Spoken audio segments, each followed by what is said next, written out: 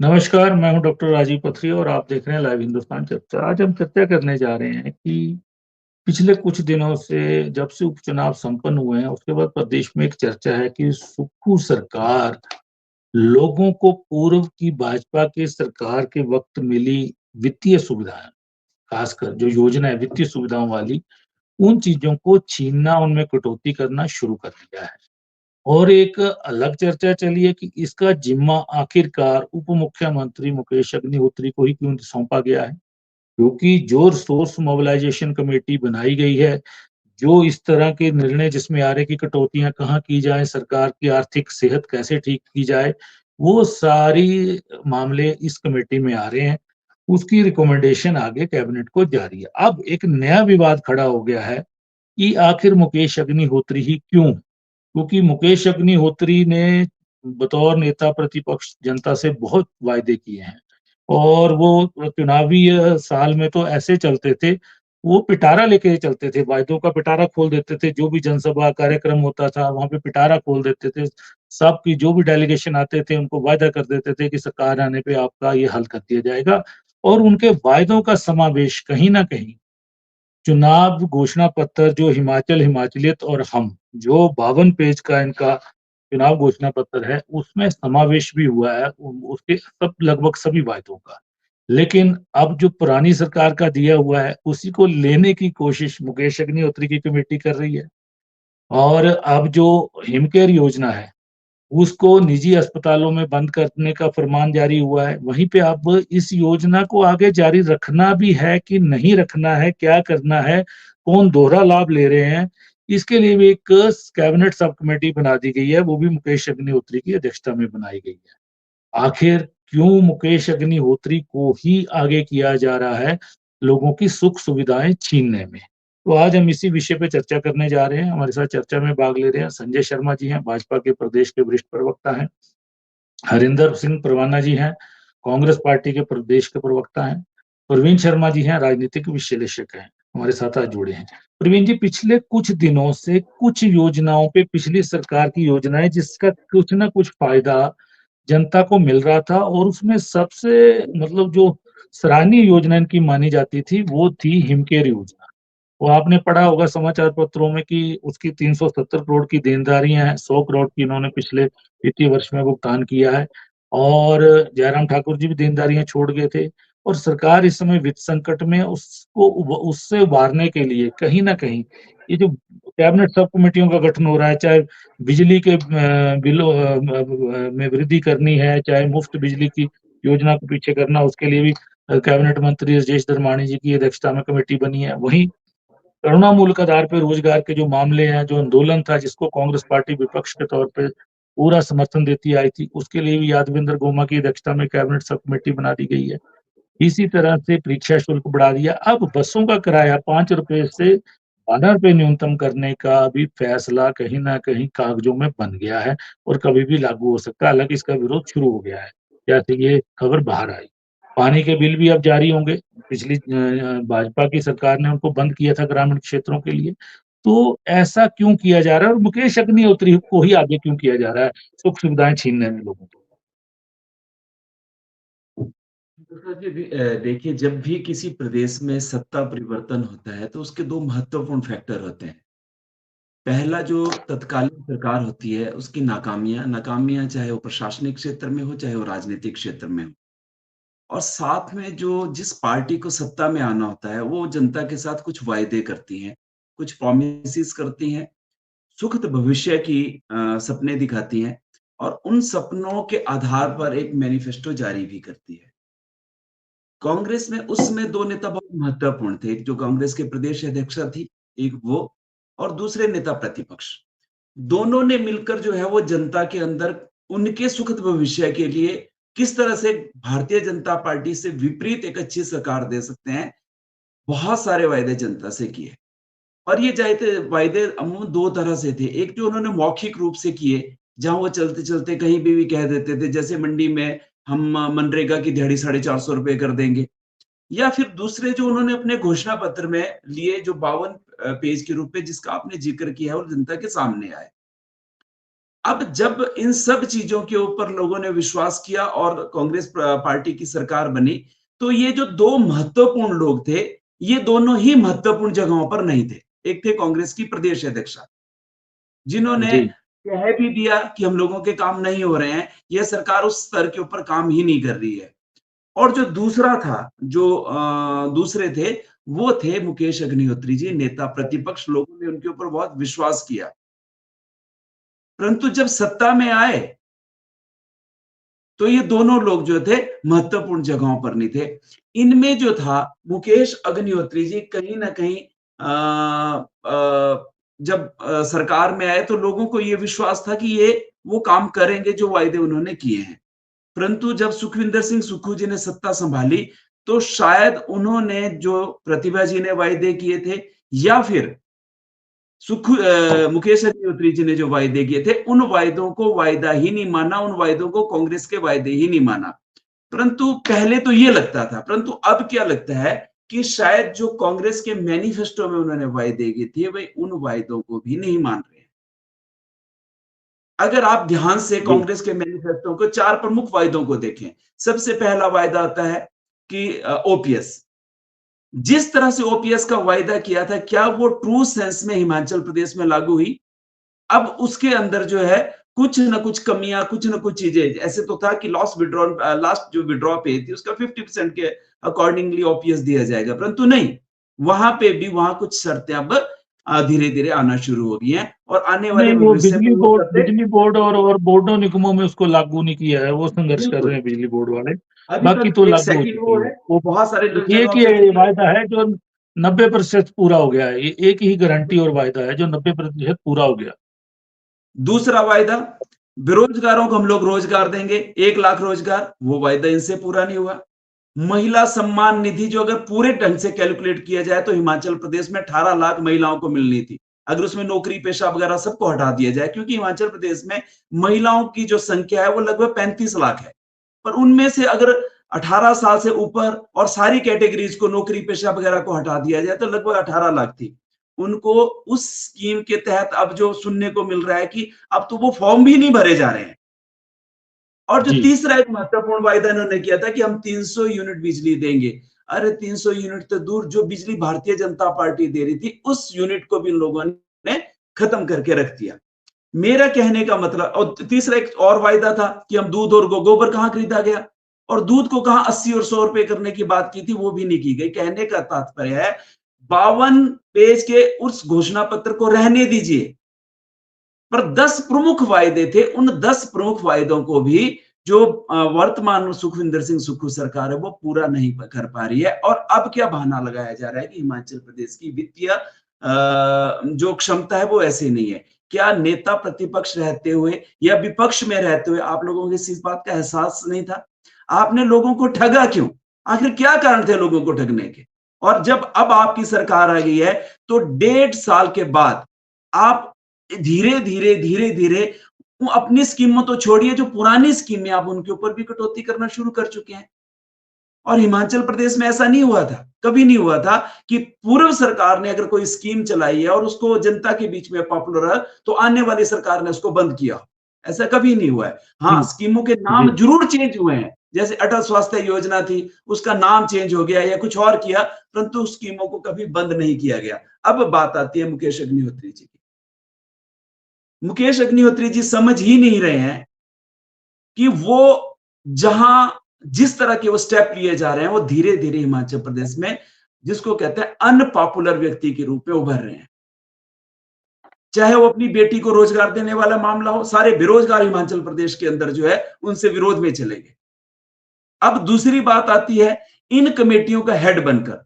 एक तरफ तो आपने वायदे किए थे, लोग आपको जानते हैं, लोगों को आपके ऊपर विश्वास था, लोगों को आज भी आपके ऊपर विश्वास है कि आप पूरा करेंगे, और आप क्या कर रहे हो? आप अपने पांव के ऊपर कुल्हाड़ी मारकर उन वायदों को धीरे धीरे धीरे धीरे खत्म करके जो है उससे भी कम वाली स्थिति में लेके जा रहे हो। तो कहीं ना कहीं मुझे लगता है कि एक राजनेता के तौर के ऊपर मुकेश अग्निहोत्री जी के लिए सच में बुरा समय है, और वो इस जगह फंस चुके हैं। अगर सरकार के साथ खड़े होते हैं तो सारा का सारा ठिकरा उनके साथ ऊपर फटता है, अगर सरकार के साथ नहीं खड़े होते हैं तो कहीं न कहीं कांग्रेस के अंदर जो बिखराव आएगा, उसकी धुरी भी वही बनेगी। तो इन जी, सारे चीज़ों को परवाना अगर हम लोग मिलाकर कहें, तो ये जो जी, वित्तीय हालात जिसकी बात कर रहे हैं, कांग्रेस सरकार को समझना चाहिए कि वित्तीय हालात जो है, वो रिसोर्सेज़ को बना के ठीक होंगे। जी, रिसोर्सेज़ अगर आप नए रिसोर्सेज़ खड़ा करेंगे, तो वित्तीय हालात ठीक होंगे, पर पहले से शुरू किए गए रिसोर्सेज़ को खत्म करके वित्तीय हालात ठीक नहीं होंगे। और अगर जी, आपने फिर भी सरकार के खर्चों के ऊपर कटौती करनी है, तो जिस तरह शांता जी ने किया था कि कटौती उन्होंने अपने आप से शुरू की थी कि सैटरडे और संडे को ऑफिसर्स की गाड़ियां बंद हो जाएंगी। हिमाचल प्रदेश के अंदर जी, 136 आईएएस अफसर, 156 आईएफएस अफसर, इतने ही आईपीएस अफसर है। ये हिमाचल प्रदेश को सालाना 200 से 300 करोड़ रुपए का चूना लगाते हैं। एक एक आईएएस अफसर के, चाहे मंडी के डीसी के पास देख लीजिए, सेक्रेटरी के पास देख लीजिए, चीफ सेक्रेटरी के पास देखिए, इनके पास 5 से 10-10 गाड़ियां हैं। अगर लगाम लगानी है तो इन लोगों के ऊपर लगाम लगाइए, इन लोगों के खर्चों के बिल्कुल। ऊपर लगाम लगाइए। यही तो हिमाचल प्रदेश को दोनों हाथों से लूटे जा रहे हैं। आप इनके ऊपर लगाम जी, लगा नहीं सकते, आप आम जनता जी, को जी, लूटने की कोशिश कर रहे हैं, तो कहीं न कहीं मुझे लगता है आम जनता आपको माफ नहीं जी, करेगी। जी, परवाना जी बहुत वायदे करके आए, लेकिन की सरकार ने दिया वो छीनना शुरू कर दिया और उसके कर्ता-धर्ता बना दिए गए मुकेश अग्निहोत्री। जो वायदे करते थे, पूरे वायदों का पिटारा लेके सिर पे चलते थे और खोल देते थे पूरे चुनावी वर्ष में। जगह-जगह वायदे करते थे और उनको उन्होंने स्थान भी दिलाया चुनावी घोषणा पत्र में, जैसा कि प्रवीण जी ने कहा है, अब सरकार की प्रायोरिटी वो चुनावी घोषणा पत्र नहीं रहा है। और मुकेश अग्निहोत्री कहीं न कहीं अपनी पॉपुलैरिटी को खो रहे हैं। बेहतर होता कि वो इन कैबिनेट सब कमेटियों से दूरी बनाते। जी, परवाना जी। ऐसा है डॉक्टर साहब पथरिया जी कि इसमें तो कोई शक नहीं कि जो हिमाचल की जो इस बार कांग्रेस की सरकार बनी है, उसमें अगर सबसे ज्यादा कोई योगदान जो हमने प्रैक्टिकल रूप से देखा है या जो जनता ने देखा है और जो जनता बोलती है कि उसमें सबसे ज्यादा अगर किसी का रोल रहा है तो वो मुकेश गहलोत जी ही थे। नेता प्रतिपक्ष होते हुए उन्होंने भाजपा की और जयराम सरकार की एक प्रकार से खटिया खड़ी करके रखी थी और वो अकेले थे जो सदन में खूब लड़ते थे और सरकार लाने में उनका बड़ा ज्यादा योगदान था। लेकिन सरकार बनते ही वादे किए थे कांग्रेस ने और सबसे पहले उन्होंने जो वादा पूरा किया वो ओपीएस का था और ओपीएस एकदम से लागू कर दी गई थी। लेकिन वो ही बात आई कि सर मुंडाते ही ओले पड़ने वाली बात कि हमारे सर पर जो आपदा आ गई और आपदा से जो पूरा हिमाचल प्रभावित हुआ, उस वक़्त बजाय कि भाजपा जो हिमाचल की भाजपा हमारी मदद करती और केंद्र से जाके ये भी इनके सांसद भी आवाज़ उठाते, लेकिन इन्होंने उल्टा दिल्ली जा जाकर केंद्र सरकार के कान में बातें डाल-डाल कर इस प्रकार का माहौल पैदा कर दिया कि हिमाचल को इस आपदा का जो राष्ट्रीय आपदा घोषित हो सकती थी, इससे कम आपदा कई राज्यों में आई है और भाजपा ने अपने जो इनके शासित थे, जैसे उत्तराखंड में आई थी, उसको राष्ट्रीय आपदा घोषित किया था। तो आपके सामने जब घर में इतनी मुसीबत आ गई तो क सरकार का सारा ध्यान उस तरफ चला गया। और आपको आप सबको मैं बताना चाहता हूँ कि जब से सरकार बनी, पहले दिन से ही जयराम जी ने मुख्यमंत्री बनने के सपने देख लिए और सरकार को स्थिर करने की कोशिश में लगे रहे। कहीं न कहीं वो अपने कुछ न कुछ हरकतें करते रहे और जिसके नतीजे अब सामने आ भी गए हैं। उन उन 6 में से 4 विधायक कांग्रेस के पहले जीते और 3 निर्दलीय का मेरे को समझ नहीं आता कि 3 निर्दलीयों का इस्तीफा दिलाने का क्या उनका मतलब बनता था कि केवल सरकार को स्थिर करना और आज की तारीख में भी वो कोई भी केंद्र से हमें मदद नहीं लेना देते। तो अब जब घर चलाना है, कर्जा आपके सामने 95,000 करोड़ तक पहुँच गया है, तो कहीं न कुछ कड़े फैसले तो लेने पड़ेंगे। ऐसा है और परवाना जी, प्रवीण जी ने साफ कहा कि जब आप विपक्ष में थे, इससे पहले आप सत्ता में थे, तो आपको हिमाचल के वित्तीय हालातों का पता नहीं था। आपने आते 900 संस्थान बंद किए, वो भी बचत हुई होगी। अभी पिछली कैबिनेट में भी 400 संस्थान बंद करने का फरमान जारी हुआ है, तो बचत तो हो रही होगी कहीं न कहीं। वो बचत ऐसा जा है कि कहाँ जो रही है? सवाल ये है, जो बार-बार जो आपदा का बहाना अब नहीं चलेगा, क्योंकि अब आप चुनावों से निकल गए हैं और जनता पे बोझ लादने की कोशिश कर रहे हैं। वो जनता पसंद नहीं कर रही है। जगह-जगह मतलब नेगेटिव चर्चा आपकी सरकार के प्रति चल रही है इस समय। नहीं, पर लेकिन जब केंद्र से कोई हमें मदद नहीं मिलेगी तो हमने अपनी आर्थिक स्थिति को कैसे ठीक कितना की कर्जा लेंगे? 25,000 करोड़ के लगभग हम कर्जा ले चुके हैं पिछले 1.5 सालों में, तो उसकी भरपाई कैसे की जाएगी? तो उसके लिए कुछ तो, क्योंकि हिमाचल की भाजपा और केंद्र सरकार से हमें कोई मदद नहीं मिल रही है। तो प्रदेश को चलाने के लिए कहीं न कहीं से आर्थिक रूप से तो हमें मजबूत होना ही पड़ेगा। इसलिए फिर ये कदम चलिए, तो उठाने पड़ेंगे।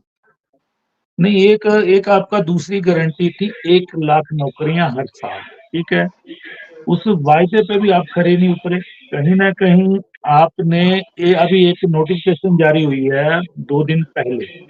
नोटिफ़िकेशन में क्या आता है कि सेवानिवृत्ति के बाद 40% जो उसकी लास्ट सैलरी होगी या 50% कुछ श्रेणियों के लिए उनकी सेवाएँ ली जाएँगी। क्योंकि एक समाचार पत्रों में खबर आई कि सरकार आयु सीमा सेवानिवृत्ति की 1 साल बढ़ाने जा रही है और चरणबद्ध तरीके से, क्योंकि वित्त विभाग ने प्रपोज़ल दी है कोई सरकार को और उसको फिर 60 तक ले जाया जाएगा। लेकिन पाया गया कि बेरोज़गार पहले से खफ़ा हैं और ज़्यादा खफ़ा हो गए तो क्या हाल होगा? सड़कों पे अभी भी उतरे हैं, अभी भी धरनों पे बैठे हैं। जब सड़कों पे एक-एक सड़क बेरोज़गारों से भर जाएगी, 10.5 लाख बेरोज़गार हैं, तो वो सरकार को छोड़ेंगे नहीं। तो एक बीच का रास्ता ये क्यों अपनाया गया? जिनके पास पहले से रोज़गार है, पेंशन आप उनको लग दोगे, 50% सैलरी आप लग दोगे। आप करने क्या जा रहे हो? ये कैसा वित्तीय प्रबंधन है आपका? नहीं, अब जहाँ तक रोजगार की बात है तो रोजगार तो आपके सामने हिमाचल सरकार दे ही रही है, आपके सामने मिल भी रहा है। लेकिन जहाँ तक रिटायरमेंट के बाद नौकरी देने की बात है तो वो अभी तक कोई ऐसी बात नहीं कि वो र्यूमर ही है, अभी तक कोई उसका कोई नोटिफिकेशन आ गई है, आपने देखी नहीं है। परवाना जी अपडेट रहिए, सरकार आपकी क्या करने जा रही है, कहीं न कहीं अपडेट रहिए सरकार से। चलिए संजय जी, ये 2-3 चीज़ें बड़ी कुछ दिनों में इतनी हुई है कि उपचुनावों की जीत के बाद, क्योंकि अब अभी कोई भविष्य में भी नज़दीक कोई चुनाव नहीं है। सरकार ने एकदम से रंग बदले, जनता हैरान है, परेशान है कि एकदम से रंग क्यों बदल लिए और जो हमारी कहीं न कहीं छोटी-मोटी वित्तीय मदद जो योजनाएँ कर रही थी, उन पे कटौती करनी शुरू कर दी। कैंची चलनी शुरू हो गई और कैंची चलवाने की शुरुआत मुकेश अग्निहोत्री से की जा रही है। और ये बड़ी चर्चा है, कांग्रेस के अंदर भी चर्चा है कि आखिर मुकेश अग्निहोत्री आगे क्यों बढ़े? ऐसी कमेटियों से उनको दूरी क्यों नहीं बनाई उन्होंने? क्यों अपने सिर सारा कुछ वो ले? जी, संजय। डॉक्टर साहब, बेसिकली जो चर्चा शुरू हुई थी जिसमें कांग्रेस के घोषणा पत्र के ऊपर जो है वो चर्चा शुरू हुई थी, आप कह रहे हैं कि ये लगभग जो है वो 140 पन्नों का या जितना भी है इनका घोषणा पत्र था। मैं कहता हूं इनका जो विस्तृत घोषणा पत्र के ऊपर नहीं जाकर के हम संक्षिप्त के घोषणा पत्र के ऊपर भी जाएं तो इसमें लगभग 32 जो है वो मुख्य बिंदु थे। उसके 10 जो है जिनको सरकार ने, कांग्रेस पार्टी ने या जनता ने माना कि 10 प्रमुख गारंटियों के नाम पे उसको माना गया। लेकिन मुझे लगता है कि कांग्रेस के नेताओं ने जब इसको बनाया था तो जो एक गपौड़ संख की परिभाषा आती है कि ठीक है देना तो कुछ है नहीं, बस बोलना ही है, तो वो उसी के ऊपर जो है वो एक गपौड़ संघ की परिभाषा जो है वो विस्तृत होकर के निकली है। और उसके ऊपर जो चर्चा में आया कि मुकेश अग्निहोत्री जी के नेतृत्व में सब कमेटी बनाई गई है, तो मुख्यमंत्री ये बहुत कुशलता के साथ, चालाकी के साथ कि अच्छा अच्छा सो मेरा, बुरा बुरा सो तेरा, तो जितनी भी, क्योंकि ये घोषणा पत्र आपका, आप नेता प्रतिपक्ष थे और ये आपकी और आपके अध्यक्षा के मन की जो है आपके नेतृत्व में बनी कमेटी ने इसको तैयार किया था, मेरा इससे कुछ लेना देना नहीं। जहां तक बात आती है, सरकार आते ही वायदा तो ये था कि 1 लाख नौकरी, वायदा तो ये था कि 300 यूनिट बिजली के फ्री देने, वायदा तो था 1500 रुपया महिलाओं को हर महीने देना। और प्रवीण जी ने बड़े अच्छे से उसको सरकारी महिलाओं को जिनको पेंशन मिल रही है या सरकार में सेवा दे रही हैं उनको अलग करके इन्होंने संख्या, हम ये मान करके चलते हैं 22.5 से 23 लाख, जिनको मिलना था। लेकिन फिर भी जो है अगर सरकारी पक्ष को अलग भी रख दिया जाए तो 18 लाख जो है वो उनको मिलना था। लेकिन प्रदेश की मातृशक्ति को भी ठगा, युवा शक्ति को भी ठगा, प्रदेश के किसान और बागवान को भी ठगा, यहां तक कि आपको भी नहीं छोड़ा। पत्रकार भी इसमें अछूते नहीं है। पत्रकारों के लिए एक राहत कोष बनना था कि आपको विषम परिस्थितियों के भीतर पत्रकार काम करता है, कोई अनहोनी हो जाए तो उसके परिवार को कोई ना कोई सहायता मिल सके। तो उसमें भी जो है वो लोक संपर्क विभाग के अंतर्गत एक फंड स्थापित होना था। उस फंड से जो है वो पत्रकार के जो आश्रित हैं उनको कुछ ना कुछ सहायता मिल पाती। जो सेवानिवृत्त पत्रकार हैं उनके लिए पेंशन की घोषणा थी। तो आप ये मान करके चलिए कि बाकी वर्ग तो छोड़ दो, लेकिन बुद्धिजीवी वर्ग जिसमें पत्रकार, और मैं तो ये आज कहता हूं कि आज तो श्रमजीवी की कतार में आ गए हैं, तो आपको भी नहीं छोड़ा है। तो आप ये अंदाजा लगा सकते हैं कि सरकार किस ढर्रे पे जा रही है। अब ये भाई साहब बोल रहे हैं कि आपदा आ गई थी। भैया अपडेट रहिए, 9 महीने के बाद आपदा आई थी। सरकार आपदा तो उस दिन ही आ गई थी जिस दिन सरकार बनी थी और खजाना खाली था। और आप बोल रहे हैं कि सरकार जो है वो कर्ज छोड़ के गई। वीरभद्र सिंह जी क्या छोड़ करके गए थे? 48,900 कुछ करोड़ रुपए का कर्जा जो है वो 2017 में वीरभद्र सिंह छोड़ के गए थे। आपने जितना 1.5 साल के भीतर जितना कर्ज आपने ले लिया, उतना कर्ज जो है वो भारतीय जनता पार्टी की सरकार ने 5 वर्ष में नहीं लिया, जो आपने 1.5 वर्ष के भीतर ले लिया। आप अगर मुख्यमंत्री की आप देखिए, मुख्यमंत्री को मैं मानूंगा, मुख्यमंत्री राजनीतिक संकट पैदा करते हैं। उन्होंने अपने विरोधियों को जो है, अपने विरोधियों को जो पार्टी के भीतर थे, जो विधायक उनके विरोधी थे, उनको निपटाने के लिए उनको इग्नोर करना शुरू किया, उनके काम नहीं करने शुरू किए कि इनके काम ना हो, ये दुखी हो, ये पार्टी छोड़े। वो सारी परिस्थितियां पैदा करी और उन परिस्थितियों से क्या निकाल करके लाए। सबसे बड़ी उपलब्धि अगर इस मुख्यमंत्री की है, इस राजनीतिक संकट से निकाल करके लानी है, तो अपनी पत्नी को विधानसभा के भीतर ले जाना। ये मुख्यमंत्री की उपलब्धि है। और किस तरह से मकड़ जाल में फंसाया प्रदेश के उप मुख्यमंत्री को। वो मुख्यमंत्री चाहते तो विश्वविद्यालय के अंदर कम से कम 50 जो है वो और पद निकाले जाते और उन पदों के भीतर उनकी बेटी को भी एडजस्ट कर दिया जाता, लेकिन नहीं, सिंगल आउट करके, क्योंकि एक्सपोज करना चाहते थे। अपनी पत्नी को रोजगार दिलाया, वो कांग्रेस के मुख्यालय से उसके आदेश करवाए कि इनको टिकट जो है वो कांग्रेस मुख्यालय से मिला है, मैंने नहीं दिया। प्रदेश की किसी राजनीतिक कमेटी से उनका नाम नहीं गया था। तो आप ये देखिए कि मुख्यमंत्री किस राजनीतिक कौशल, आप ये देखिए कि चालाकी के साथ दुश्मन को भी काटा। जो उनके सबसे बड़े इस समय प्रतिद्वंदी मुकेश अग्निहोत्री को निपटाने के लिए किस तरह से कि भैया ये घोषणा पत्र भी तेरा और अब ये सब कमेटी भी तेरी। क्या मुकेश अग्निहोत्री को पूछा गया कि जब प्रदेश के अंदर 6 CPS बनाए गए, जब 1000 संस्थान बंद करने थे, तब तो आप कैबिनेट के अंदर लेकर के जाते हो, लेकिन जब आपने 6 CPS बनाने थे, आपने 15 अपने एडवाइजर्स की फौज खड़ी कर ली, जो हर एक एडवाइजर 5 लाख रुपया महीना सरकार को पड़ता है।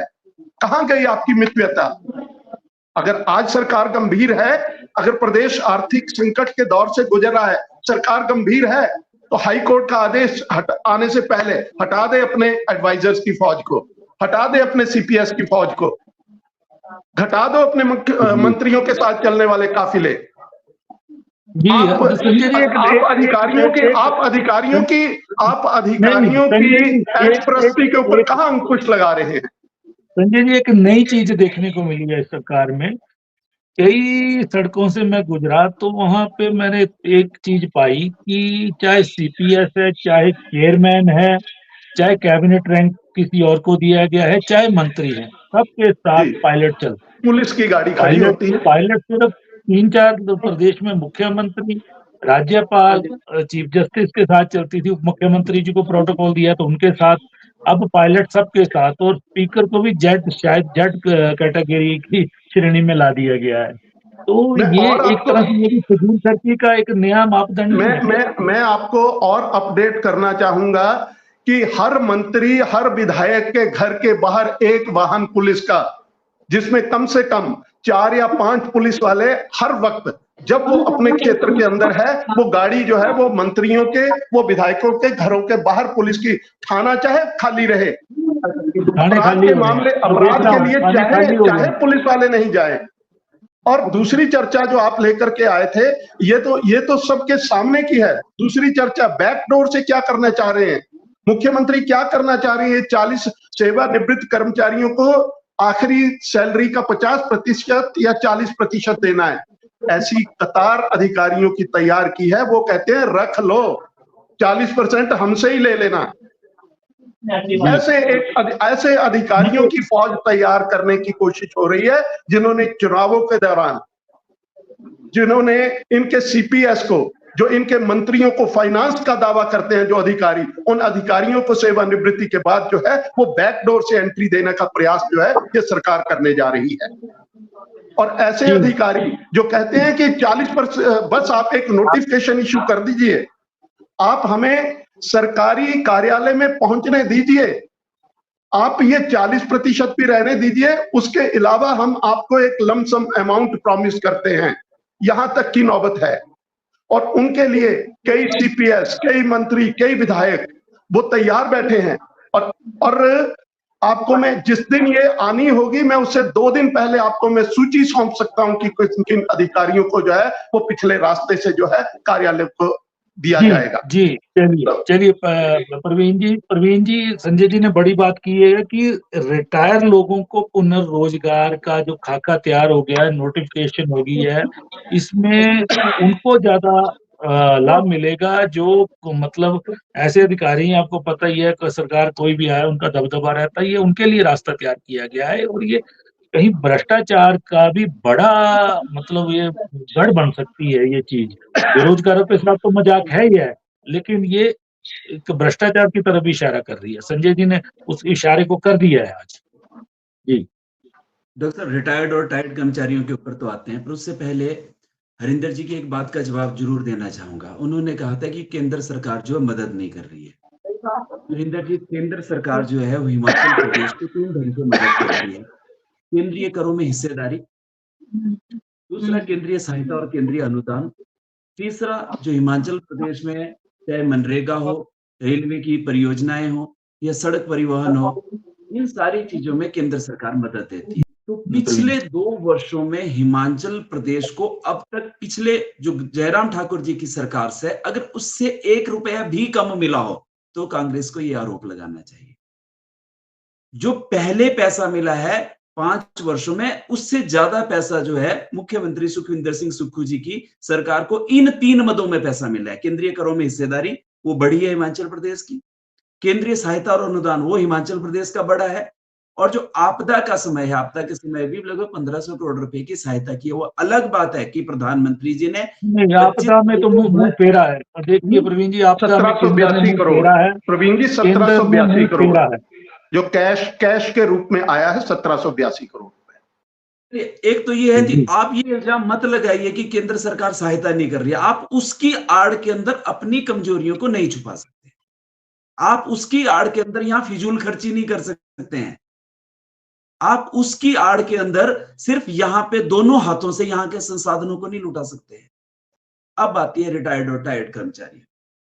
भारतीय जनता पार्टी ने तो पिछली बार ये कहा था, घोषणा पत्र में कहा था कि हम रिटायर्ड और टायर्ड कर्मचारियों को नहीं रखेंगे। उन्होंने भी हायर किए आते ही, रीएम्प्लॉयमेंट उनका वर्ड ये होता था। इन्होंने तो सबके लिए रास्ते खोल दिए। वो तो पिक एंड चूज वाला काम था उनका। नहीं आ रहा है, जैसा संजय जी ने कहा, अगर ये सच में भ्रष्टाचार है तो फिर इसको दोनों पार्टियां मिलकर कर। अगर ये भ्रष्टाचार है तो भारतीय जनता पार्टी ने भी किया, और ये वीरभद्र जी, उससे पहले की वीरभद्र जी की सरकार से समय शुरू हो गया था। तब भारतीय जनता पार्टी ने इसको बहुत बड़ा मुद्दा बनाया। सतपाल सत्ती जी ने अपने हर भाषण में यही कहा, टायर्ड, रिटायर्ड, डिजायर्ड, इस तरह के कर्मचारी नहीं चलेंगे, और भारतीय जनता पार्टी आते ही बंद करेगी। और जब भारतीय जनता पार्टी की सरकार आ गई तो फिर जयराम ठाकुर जी ने कहा, ये मैंने तो नहीं कहा। इन सगे सेकंड संबंधियों को भी मुझे पुनर्रोजगार दे दिया गया उसके बाद। बिल्कुल, अगर ये भ्रष्टाचार जो है तो दोनों पार्टियों को मिलके इसके ऊपर स्टैंड लेना पड़ेगा। देखिए, इनको इस तरह के लोगों को जिस तरह से हम लोग रोजगार देते हैं, तो पहला आघात लगता है बेरोजगारों के ऊपर। और हिमाचल बिल्कुल, प्रदेश में बेरोजगारों की संख्या 15 लाख से ऊपर जा चुकी है और सरकार इस बात को समझ नहीं रही है। सरकार विस्फोट होने का शायद इंतजार कर रही है। और दुर्भाग्य है हिमाचल प्रदेश का, कांग्रेस को भी यही लगता है कि भारतीय जनता पार्टी कुछ नहीं कर रही है और भारतीय जनता पार्टी भी लगता है कि 5 साल बाद हमारी सरकार तो आ जाएगी, हम लोग क्यों करें। कोई इन वर्गों के लिए चलिए। लड़ना ही नहीं चाह रहा है। जो असली जी, जी। वास्तविक समस्या है उनके लिए कोई लड़ना नहीं चाह रहा है। सिर्फ बयानों तक ये चीजें सीमित। जब अपनी जी, सरकार आती है तब उन सारी चीजों से जी, पलट जाते हैं। कहने का तात्पर्य जी, है कि केंद्र सरकार की आड़ में जो है अपने कुकर्मों को मत छुपाइए और जी, पिछली गलतियों से हम लोगों को, चाहे एक दल हो चाहे दूसरा दल हो, उस दल को समझना पड़ेगा कि कहीं ना कहीं जो है हिमाचल प्रदेश के प्रति जो है अब के नेता जो है सिंसियर नहीं है। वो सिर्फ अपनी सुख से, अगर इस पूरी की पूरी अगर हम लोग चाहे कांग्रेस के प्रवक्ता हो या भारतीय जनता पार्टी के प्रवक्ता हो, अब इससे स्पष्ट है, इस बात से स्पष्ट, उनके बयानों से भी स्पष्ट है, ये जो नई पीढ़ी के राजनेता है ये हिमाचल प्रदेश के प्रति संवेदनशील नहीं है। वाईएस बिल्कुल। परमार जैसे संवेदनशीलता खत्म हो गई है, धूमल जी जैसी संवेदनशीलता खत्म हो गई है। जब उनके पास आधा भरे हुए गिलास को वो कह देते थे कि पूरा भरा अगर कोई दे दे तो कहते हैं आधे दिन तो काम चल सकता था। जो शांता जी ने हिमाचल प्रदेश के प्रति कमिटमेंट दिखाई थी, आज वो कहीं ना कहीं नई पीढ़ी के राजनेताओं से गायब होती नजर आ रही है और ये हिमाचल प्रदेश के लिए दुर्भाग्यपूर्ण है। और जी, यही संकट चलिए। जो है सबसे बड़ा संकट है प्रदेश में। चलिए, चलिए, परवाना जी, सबने यही कहा, संजय जी ने यही कहा कि मुख्यमंत्री सुखविंदर सिंह सुक्खू की जो राजनीतिक सूझबूझ है वो सबसे ज्यादा है और उन्होंने उसका इस्तेमाल करते हुए वायदे करने वालों को ही, मुकेश अग्निहोत्री को ही घेर दिया उन्होंने कि अब आप ही बंद करो ये योजनाएं, जिम्मा ही उनको सौंप दिया। 2 सब कमेटियों का उनको, कैबिनेट सब कमेटियों का चेयरमैन बना दिया गया। और प्रवीण जी ने कहा कहीं ना कहीं मुकेश अग्निहोत्री की जो इमेज थी पूरे प्रदेश में उसको धक्का लगना शुरू हो गया है। तो क्या मुकेश अग्निहोत्री इन दायित्वों से को लेने से इनकार नहीं कर सकते थे? जी परवाना जी।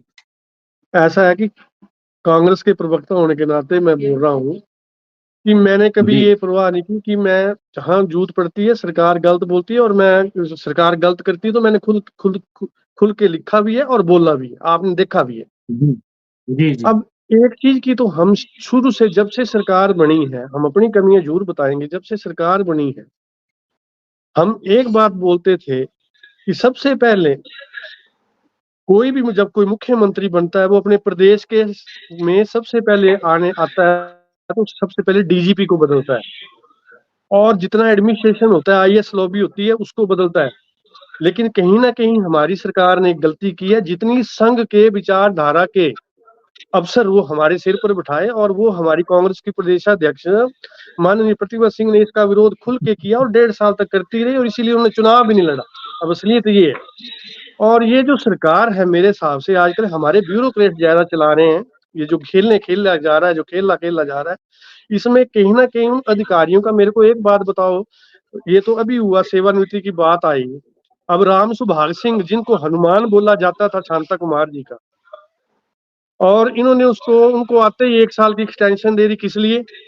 क्या उपलब्धि रही कांग्रेस के लिए उनकी एक आईएएस अधिकारी होने की? तो डंडा देने के कांग्रेस को उन्होंने किया कि आज तक? तो जब संघ के विचारधारा के लोग, संजय जी भी हंस रहे हैं, प्रवीण जी भी हंस रहे हैं, पर एक बात सही है, और अभी संजय जी ने बात की थी पायलट की, तो मैं वो प्रवक्ता हूँ जिसने सबसे पहले विरोध किया था जब इनके सलाहकार भी पायलट लेके चलते थे।